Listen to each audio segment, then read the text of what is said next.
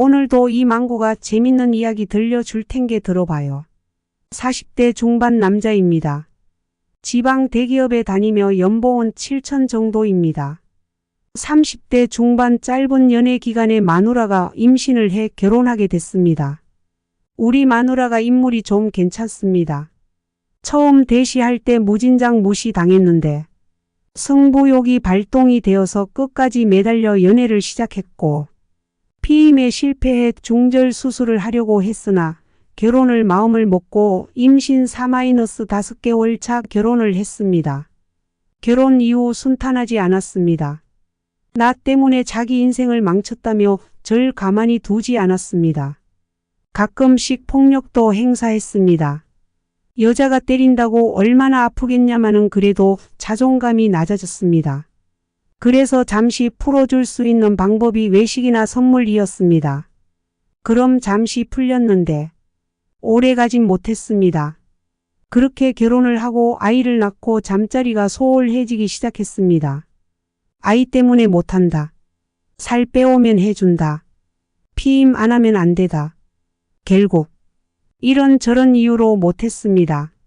그래서 자궁 내 피임 기구를 시술했습니다. 하지만 그래도 거부했습니다. 1년에 겨우 1-2번? 혼자서 해결하는 것도 하루 이틀이지. 스스로 한심하기도 했습니다. 그렇다고 바람을 필 생각도 안 했습니다.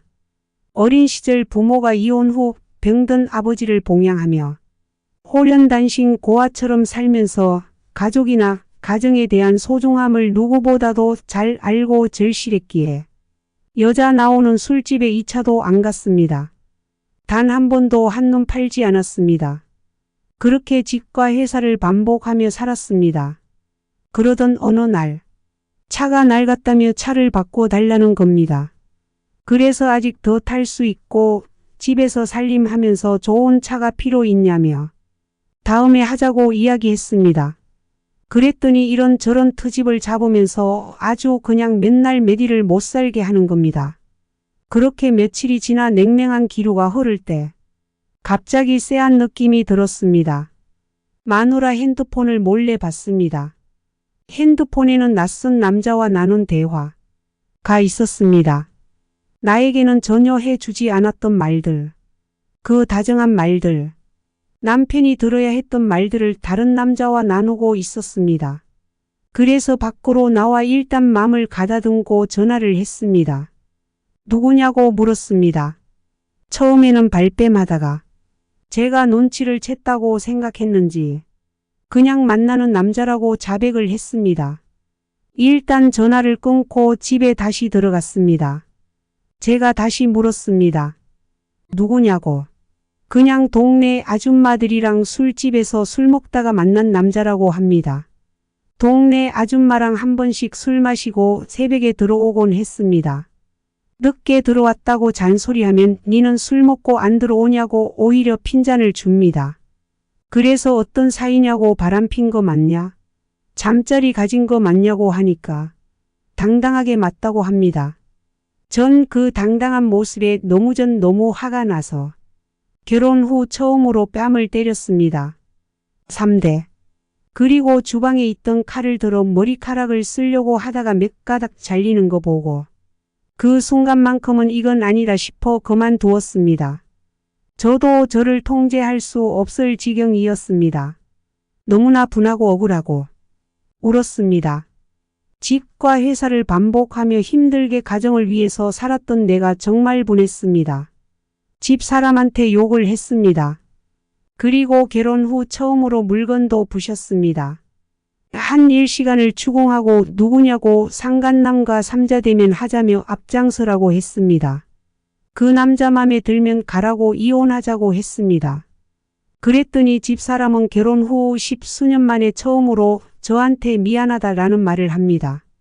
저는 그동안 수백 번 했던 미안하다라는 말을 했는데 집사람한테는 처음 이 말을 들었습니다. 그 흔한 미안하다라는 말을 왜 바람 핀 것 때문에 들어야 될지 몰랐습니다. 핸드폰을 다시 봤습니다. 그 사이 전화 목록 등등 다 지워버렸습니다. 큰 애와 작은 애가 싸우는 걸 봤습니다. 너무 미안해. 일단 저는 집을 나갔습니다. 저녁에 다시 들어왔습니다. 집사람이 돌변했습니다. 갑자기 또 큰 소리를 칩니다. 너 이거 하나 때문에 앞으로 내 위에 서려고 하지 마라. 딱 이 워딩 그대로 이야기했습니다. 그러면서 당당하게 짐을 싸서 친정으로 갑니다. 몇 시간 후 장모님이 전화가 옵니다. 해시태그의 왜 집 나왔냐고 물어봅니다. 저는 엄마 없이 자라서 장모님을 어머님이라고 부르고 어머님도 저한테 이름을 부릅니다. 저는 있었던 사실을 이야기했습니다. 그랬더니 장모님 첫마디가 왜 핸드폰을 뒤져서 이 사단을 만드냐입니다. 꼭지가 돌았습니다. 그러고 처형한테 전화를 했습니다. 혹시나 내 편일 줄 알고. 하지만 이미 소식을 들은 처형도 바람핀 건 잘못한 거 맞지만 제부도 때렸다면서요. 바람핀 거랑 폭행이랑 따로 봐야 되는 거 아닌가요? 그리고 제부도 사회생활하면서 어디 가서 2차 하거나 바람핀 적 없어요. 라고 합니다. 더 이상 대화를 할 수 없다는 생각이 들었습니다. 10수년간 나는 그 사람들을 가족이라고 생각했습니다. 하지만 집사람뿐만 아니고 그 가족들도 그냥 나는 모기 중심 가족에 돈 벌어오는 기계였던 겁니다. 더 이상 기댈 곳이 없었습니다. 그날 저녁 아직 미취학인 둘째가 엄마가 없다며 옵니다. 그 오는 모습을 보니 어릴 적 내가 생각났습니다. 엄마한테 전화해달라고 보챕니다. 어쩔 수 없이 전화를 해 바꿔줬습니다. 다음 날부터 애들 챙기고 유치원 보내고 학교 보내고 아침에 일어나 분주히 움직였습니다. 둘째 머리 묶어주고 옷 입히고 하는데 너무 서툴렀습니다. 그렇게 3일이 지나 장모님한테 전화가 와서는 집사람과 집에 온다는 것이었습니다. 퇴근 후 같이 앉아서 이야기했습니다. 장모님은 어떻게 할 거냐고 묻습니다. 이혼할 거냐? 아님 용서하고 살 거냐? 라고 하는데 집사람 표정은 절대 잘못한 기색이 없습니다. 오히려 당당했습니다. 애들이 옆에서 철없이 웃고 장난치고 있는 모습을 보니 마음이 약해집니다. 나는 각서를 쓰자고 했습니다. 그랬더니 마누라는 자기도 나한테 원하는 내용의 각서를 쓴다고 합니다. 그래서 내가 원하는 내용을 일단 적었습니다. 가정에 충실할 것이며 절대 외도하지 않는다는 내용과 추후 외도, 발각시 위자료 지급과 즉각 이혼이었습니다. 집사람도 나에게 원하는 걸 적었습니다. 양말, 팬티 뒤집어 놓지 않기, 옷, 빨래통에 넣기, 상대방 무시하지 않기 등이었습니다. 외도와 양말이 동급 취급당하면서 장모님도 나보고 생활을 똑바로 안 했기 때문에 자기 딸이 그렇게 되었다며 동급 취급합니다. 각자 각서를 다 적고 사인을 하고 일상으로 돌아가기 위해 노력했습니다. 집사람과 합방을 하기 위해 작은 애와 분리시키기 위해서 작은 애방을 꾸몄습니다. 하지만 집사람은 다시 안방으로 들어오지 않았습니다.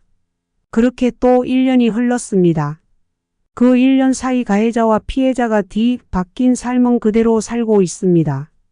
집사람 핸드폰 번호 바꿔 상간남과 차단시킨 거 이외 변한 게 없습니다. 집사람은 철없는 애 둘을 데리고 기독교 이단 사이비 종교도 다니고 있습니다. 내가 미쳐서 그런가 싶기도 한데 요즘은 큰애가 진짜 내 아이가 맞나? 생각도 듭니다. 사실 닮은 구석이 하나도 없습니다. 그래서 머리카락을 몇 개 뽑아 친자 확인까지 준비했으나 만약 사실이든 아니든 아이에게나 나에게 모두 충격일 거라 같아서 진행을 포기했습니다. 그 후 집사람과 저는 외형적으로는 일상으로 돌아가려는 노력을 했지만 내면적으로는 깊은 상처와 갈등이 여전히 남아 있었습니다. 집사람은 변한 게 없고 오히려 기독교 이단 사이비 종교에 빠져 지내고 있었습니다. 그런 모습을 보면서도 집안일을 챙기고 아이들을 돌보며 소외감과 무력감을 느끼는 날들이었습니다. 저는 이제껏 살아온 삶을 되돌아보며 내가 미쳤나? 라는 생각이 자주 들었습니다. 가정과 아이들을 위해 최선을 다해왔지만 이런 상황에 직면하면서 제 자신에 대한 신뢰도 잃어가고 있었습니다. 가장 걱정되는 건 큰 아이가 정말 제 아이인지에 대한 의심이었습니다. 아이가 제 모습을 전혀 닮지 않았다는 이유로 친자 확인을 고민했으나 결국은 그 과정에서 아이와 나 자신 모두에게 큰 충격을 줄까봐 포기했습니다. 매일매일 집안에서 벌어지는 일들을 감내하면서도 내 마음속의 불안과 의심은 가라앉지 않았습니다. 가끔은 아이들에게 더 나은 환경을 제공하기 위해 노력했지만 집사람의 무관심과 냉담한 태도는 갈수록 제게 큰 고통으로 다가왔습니다. 이 모든 문제를 해결하기 위해 상담을 받거나 가족 회복을 위한 노력을 해봤지만 문제의 본질을 해결하기에는 부족함을 느꼈습니다. 이제는 어떻게 해야 할까? 라는 고민이 점점 더 깊어졌습니다. 문제를 해결하기 위해 전문가의 도움을 받거나 집사람과 다시 진지한 대화를 시도해 보기도 했습니다. 그러나 집사람의 태도와 이단 사입이 종교에 빠진 상태는 상황을 더욱 어렵게 만들었습니다. 그 사이 저의 감정은 더욱 복잡해졌습니다. 과거의 자신감과 자존감은 어디론가 사라졌고 가정과 직장 그리고 개인의 삶이 모두 엉켜버린 상황에서 어떻게든 회복을 찾으려 애쓰고 있었습니다. 집사람과의 관계 회복을 위해 필요한 것은 상호 신뢰와 진정성 있는 소통이지만 그것이 쉽게 이루어지지 않다는 사실에 좌절감을 느꼈습니다. 그러나 집사람의 태도와 이단 사입이 종교에 빠진 상태는 상황을 더욱 어렵게 만들었습니다. 그 사이 저의 감정은 더욱 복잡해졌습니다. 과거의 자신감과 자존감은 어디론가 사라졌고 가정과 직장 그리고 개인의 삶이 모두 엉켜버린 상황에서 어떻게든 회복을 찾으려 애쓰고 있었습니다. 집사람과의 관계 회복을 위해 필요한 것은 상호 신뢰와 진정성 있는 소통이지만 그것이 쉽게 이루어지지 않다는 사실에 좌절감을 느꼈습니다. 저는 이제 어떻게 해야 할지 혼란스러운 상황에서 제 스스로를 되찾기 위해 노력했습니다. 집사람과의 문제를 해결하기 위한 방법을 모색하며 가족과의 대화와 상담을 시도해 보았습니다. 그러나 문제의 본질이 해결되지 않으면서 갈수록 더 깊은 상처를 겪고 있는 느낌이었습니다. 특히 집사람이 이단 사입이 종교에 빠져 있는 상태에서 그로 인해 생긴 문제들은 더 복잡하고 해결하기 어려운 상황을 만들어갔습니다. 저희의 가정 문제는 갈수록 더욱 복잡해졌습니다. 집사람이 이단 사입이 종교에 빠진 상태에서 그로 인해 생긴 문제들은 갈수록 심각해졌습니다. 그 종교는 집사람에게 많은 시간을 빼앗았고 가족을 돌보는 데 소홀해지면서 집안의 상황은 더욱 악화되었습니다. 그 과정에서 집사람의 태도는 더욱 변질되었습니다. 과거에는 작은 일에도 화를 내던 사람이었지만 이제는 아예 감정이 메마른 듯한 모습이었습니다. 가정의 문제를 해결하기 위한 대화도 점점 무의미해져 갔습니다. 집사람은 자신이 빠진 종교의 교리에 따라 행동하며 심지어 그 종교에서 만난 사람들과 집에서 시간을 보내는 일이 잦아졌습니다. 그로 인해 집안의 분위기는 더욱 어수선해졌고 아이들과의 시간도 부족해졌습니다. 종교에 빠진 집사람의 태도는 집안의 모든 문제를 가중시켰습니다. 매일 저녁 집사람은 종교 모임을 핑계로 늦게 들어오곤 했고 심지어는 주말에도 집에 오지 않는 날이 많아졌습니다. 그로 인해 아이들을 혼자서 돌보는 일이 많아졌고 제 정신적인 스트레스는 점점 더 커졌습니다. 집사람이 종교 모임에서 돌아오면 그 피곤한 얼굴로 가족에 대한 의무를 다하지 않으려는 태도를 보였고 그로 인해 가정의 모든 역할이 제게 떠넘겨졌습니다. 아이들 또한 큰 영향을 받았습니다. 집사람이 집을 비우는 날이 많아지면서 아이들은 불안해하고 감정적으로 혼란스러워했습니다. 특히 큰애는 학교에서도 친구들과의 관계가 나빠지고 작은애는 집안의 불안정한 분위기에 적응하지 못하고 힘들어했습니다. 그 모습이 안쓰럽고 걱정스러워서 나라도 아이들을 안정시키기 위해 노력했지만 제 힘으로는 한계가 있었습니다. 그 와중에 집사람의 행동은 더욱 기이해졌습니다. 종교 모임에 참석하면서 만난 사람들과의 관계가 점점 더 깊어졌고 그들로부터 많은 영향을 받는 듯 했습니다. 종교 관련 책자와 물품이 집안 곳곳에 쌓였고 집안의 분위기는 종교적 기운으로 가득 차게 되었습니다. 아이들조차 그 분위기에 영향을 받아 집안에서 편안함을 느끼기 힘들어했습니다. 집사람의 상태는 점점 더 불안정해졌습니다. 때때로 집에 와서도 감정적으로 폭발하는 일이 잦아졌고 그런 폭발은 종종 아이들에게도 영향을 미쳤습니다. 작은 일에도 크게 화를 내며 아이들에게도 그 화를 표출하는 일이 잦아졌습니다.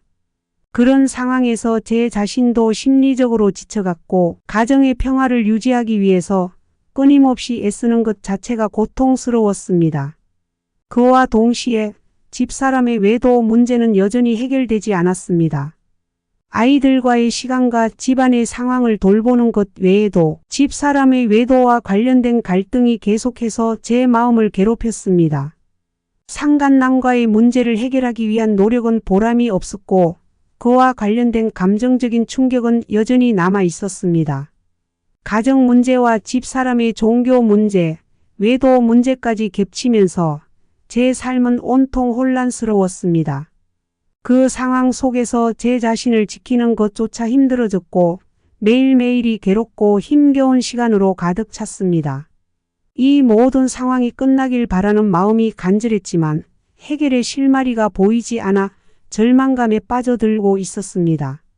가정의 위기와 심리적인 고통 속에서 제 자신을 지키기 위한 방법과 가정의 문제를 해결하기 위한 방법을 찾기 위해 끊임없이 고민하며 하루하루를 보내고 있습니다. 집사람과의 갈등, 외도 문제, 종교적 영향까지 모든 것이 엉켜버린 현재 상황에서 저는 어떻게든 이 어려움을 극복하고 가족의 평화를 회복하기 위해 애쓰고 있습니다. 이상 망구망구 할망구였습니다. 구독과 좋아요는 이 노인이 영상 제작하는데 큰 힘이 돼버린단게요.